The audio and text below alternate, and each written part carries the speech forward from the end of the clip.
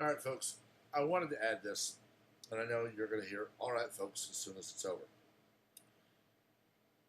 I have been insulted, been threatened, been stalked and harassed for over 3 years.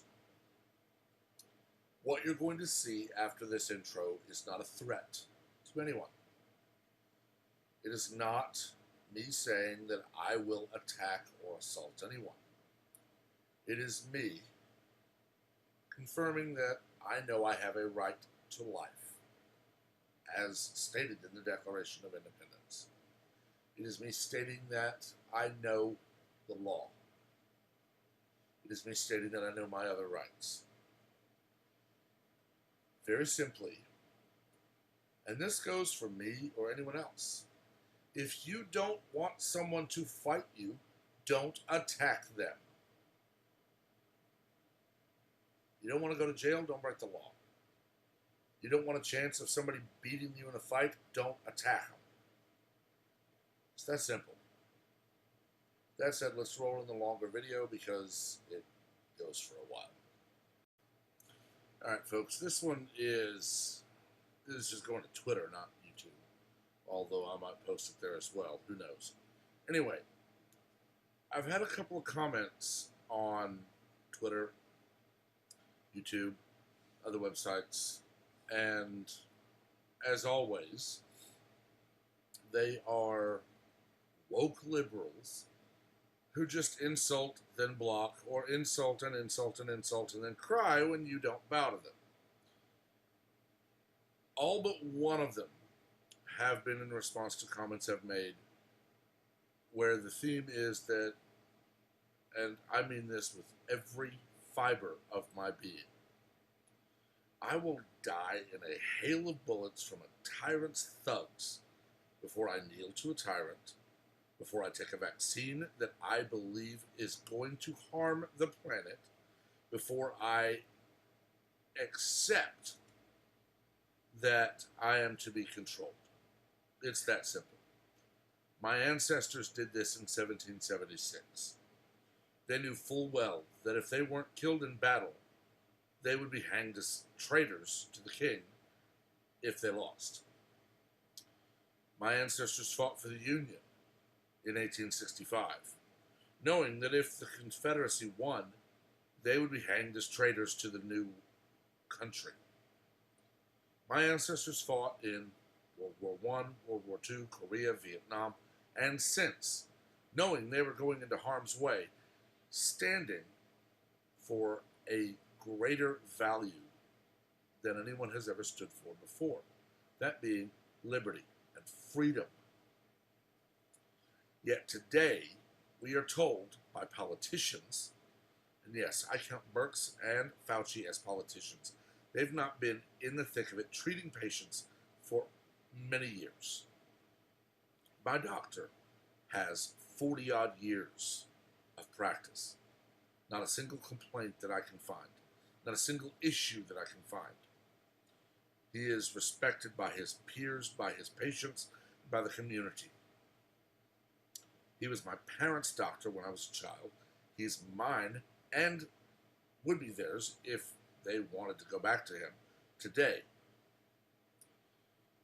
I've asked him, and he point blank said that masks are not going to solve a problem with a virus that is too small to be blocked by masks. I made a point to call doctors in other states that I've never met. Never even knew their name until I looked them up. To a person, they said the same thing. Medical doctors that are treating patients are posting videos regularly saying that hydroxychloroquine with azithromycin and a Z-Pak works. And those videos are banned because politicians want you taking remdesivir. There are two reasons for that. One, hydroxychloroquine is not under a patent, so no one can get rich off of it. Two, Donald Trump repeated what doctors told him, and that is that hydroxychloroquine works. These people are so deranged that they believe anything Trump says is something they must oppose. Trump could walk onto the stage and just very calmly say, doctors recommend you drink at least 8 glasses of water a day. And the media and the DNC and their sycophants and lapdogs would tell you water is poison. You are not allowed to drink it. We are cutting all water supplies to the country, and we are demanding all bottled water be removed from all stores. Water is dangerous. I really want Donald Trump to walk into a press conference and very calmly say that his doctor has advised him to ingest at least 64 ounces of dihydrogen monoxide. For those who don't know, dihydrogen monoxide is H2O. Look up the DHMO or dihydrogen monoxide memes. They are hilarious for the simple reason that people actually believe that crap. I want him to do it just so that a week later he can have the Surgeon General or the chief doctor over Johns Hopkins go on TV and say, folks, dihydrogen monoxide is water. And then show the chemical equations, show the chemical compounds, and say for a week, you've told people not to drink water because President Trump used a chemical term to name it instead of saying water. You've proven yourself to think we will order people to die rather than let Trump be right. That is the reason that I've said many times, I will die on my feet before I serve and live on my knees. And as always, liberal trolls come out of the woodwork. Oh yeah, big talk. You're a badass, aren't you? I don't consider myself one. I was a firefighter for several years. I was a sheriff's deputy before that. Before that, I was just a Texan. I don't run in fear from spiders or snakes because I've been taught how to act. You know what? If you're very close to a rattler, stand perfectly still. That rattler knows you're too big to eat. That rattler knows you're not going to be anything but a threat to it. So if you stand still, let it lay down, and then very slowly, and I'm talking an inch every 30 seconds, try to back away. You got about an even 50-50 chance of getting away. I know where snakes live. I avoid those places. Pardon me. I've learned how to recognize snake holes. Doesn't make me a badass because I know what to look for, so I walk where they might be, and I just happen to walk in the places they won't attack. Doesn't make me a badass because I got a 410 shotgun that I can turn a snake into jelly with. Just means I learned how to be safe around snakes.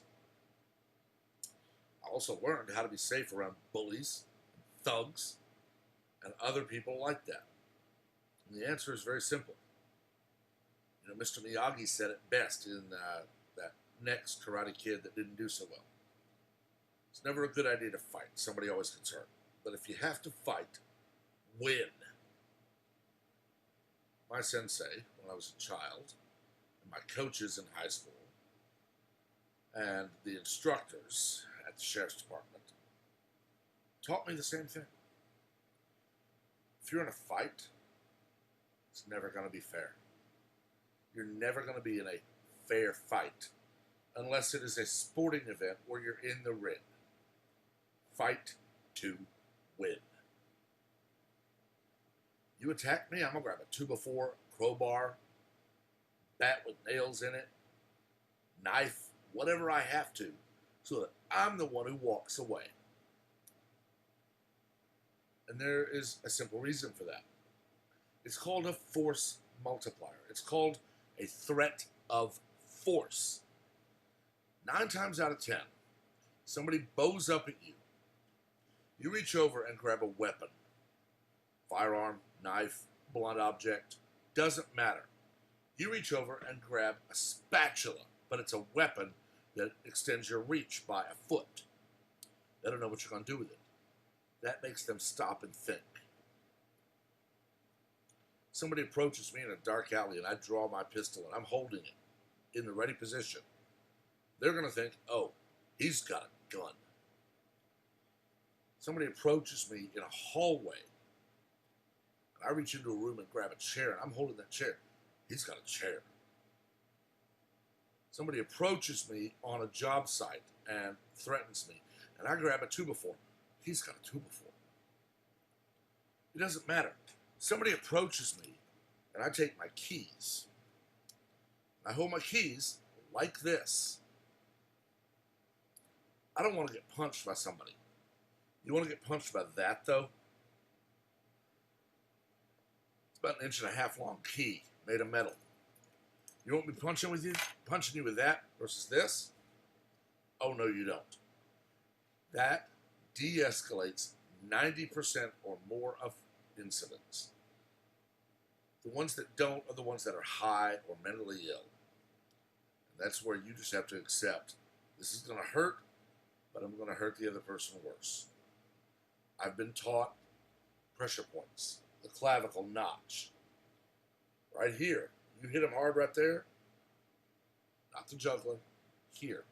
You pop somebody right there, they're going down. There's another one, runs down the seam of a man's pair of blue jeans.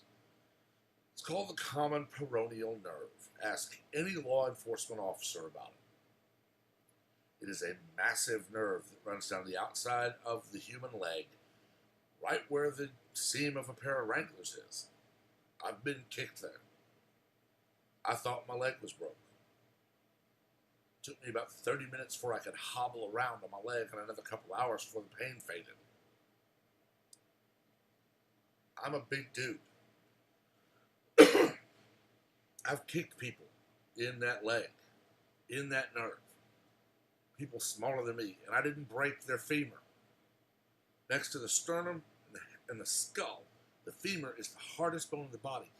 There's literally a pain scale where people say breaking the femur is second only to human childbirth in the pain level. And if you break their leg and they were attacking you, who cares?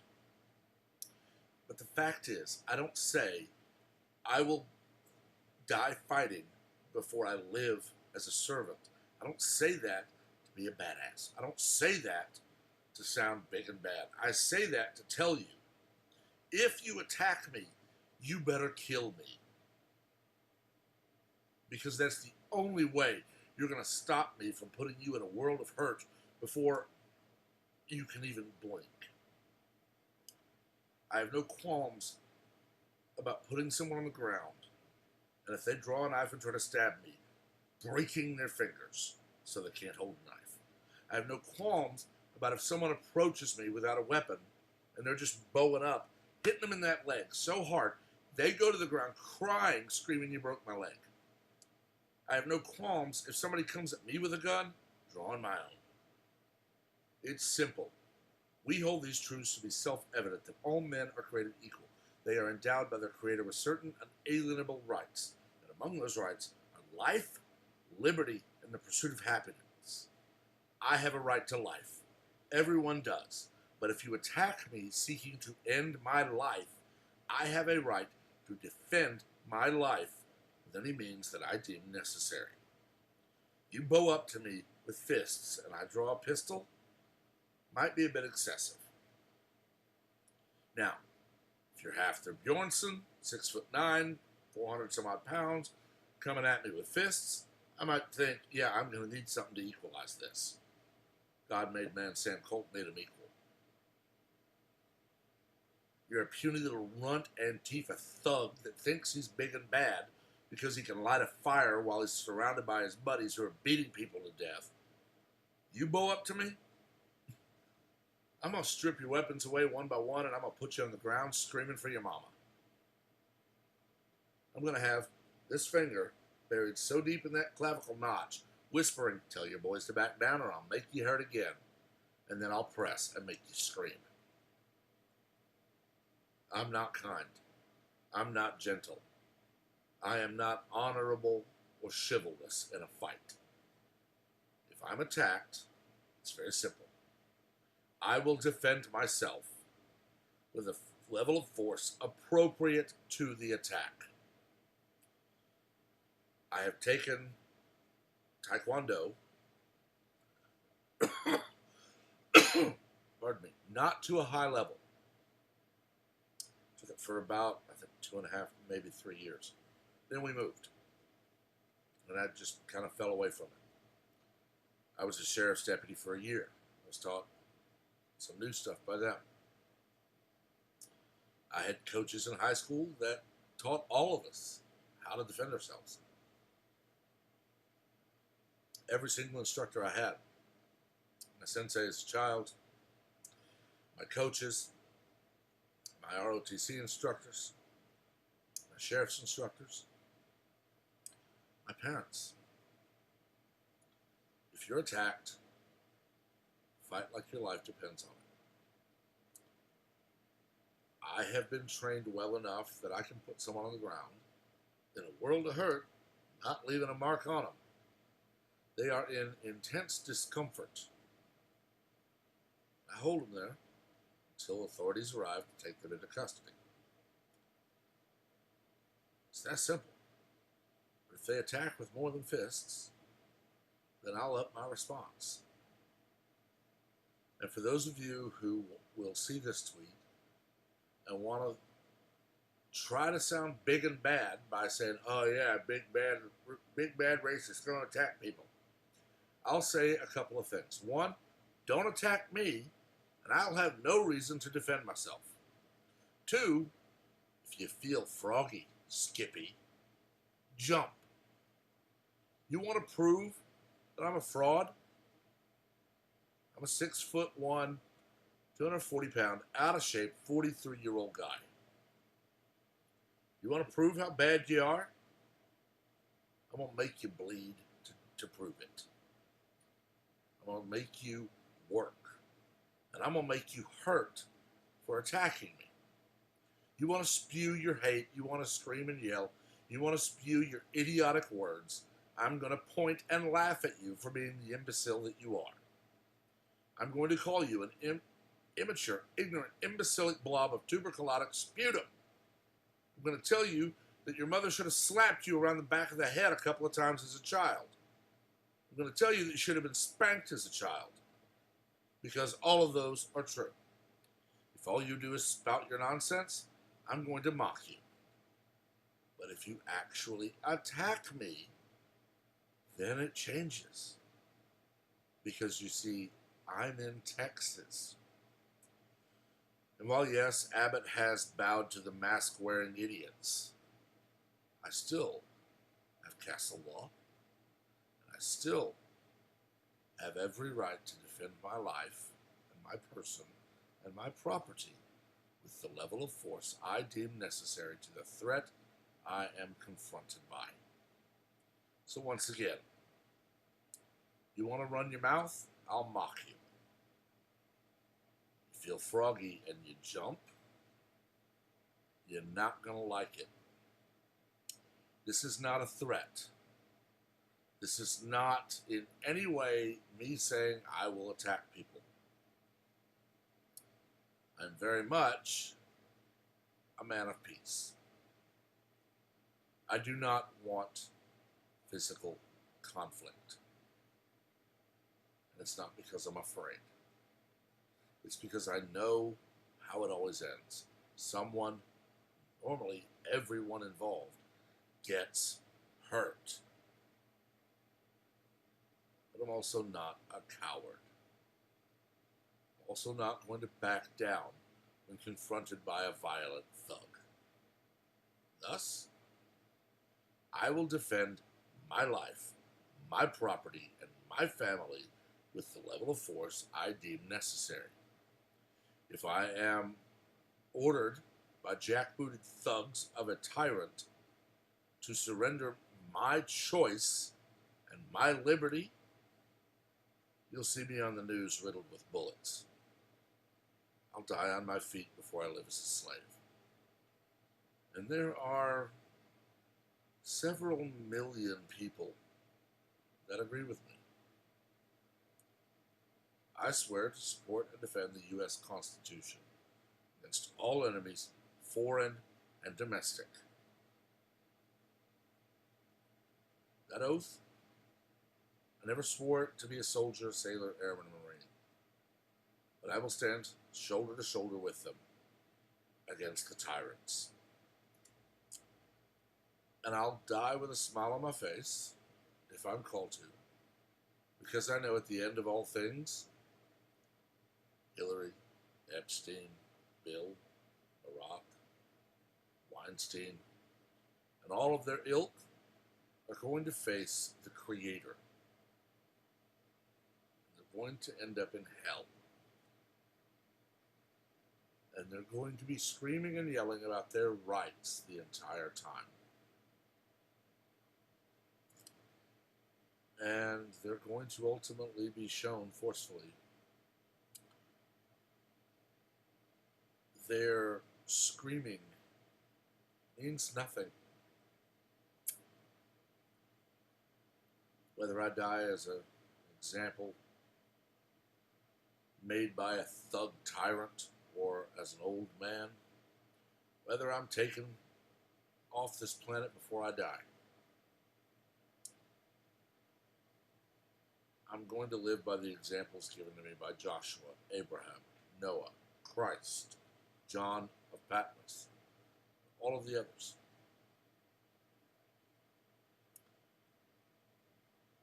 To quote Indiana Jones in The Last Crusade, the scene in the boat with Indiana Jones and the gentleman in the fez, I don't remember his character's name, are headed for a large boat propeller. My soul is prepared. Is yours?